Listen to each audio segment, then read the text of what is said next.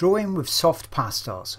Welcome into my studio. My name is Jason Morgan and I'm going to complete this leopard concept planet, and I'm using pastelmat paper, and that doesn't react with water at all. So what I'm doing is using gouache to just block in the outline, the silhouette of the leopard, because by doing that it's not going to move when I put the soft pastels on. And I've showed you there some of my supplies really quick. I've got my reference photo by the side and I'm starting to block in the sky with pan pastels.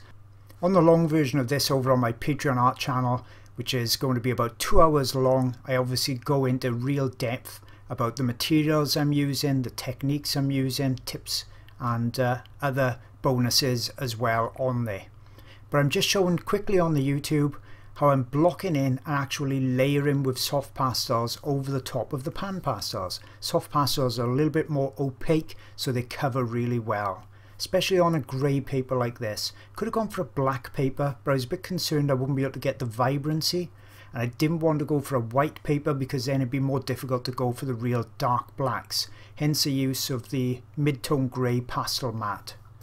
Now there's a lot of layering or depth in the sky, and to get that you've got to layer and add layer upon layer of pastels, and pastels do that really well on pastelmat paper. You can see I've just darkened some areas as well where I didn't have a real dark vibrant blue, so I put some black down and then some blue on top, and now I'm starting to very gently layer in the clouds and the lighter tones on top of that darkness. And that's giving me yet another layer of depth. Now I then start to blend in with the best blending tool I've got, my hand and my fingers, and I'm just doing it very gently before I layer on yet another colour on top. Now I deliberately haven't put any black pastel down on the leopard. I didn't want that contaminating the vibrant areas.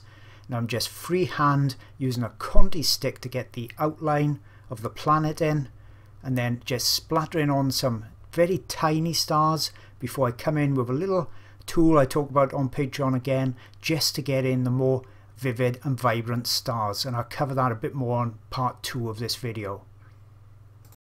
If you're looking for more art resources, I've really got you covered.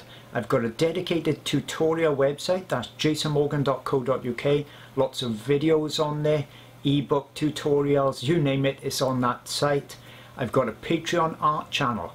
So every month I put up brand new videos, and that could be pastel videos, oils, charcoals, they're full-length videos, and there's also photo references with the Easy Trace line art on there. I've got quite a few hundred people supporting me, and that's on Patreon.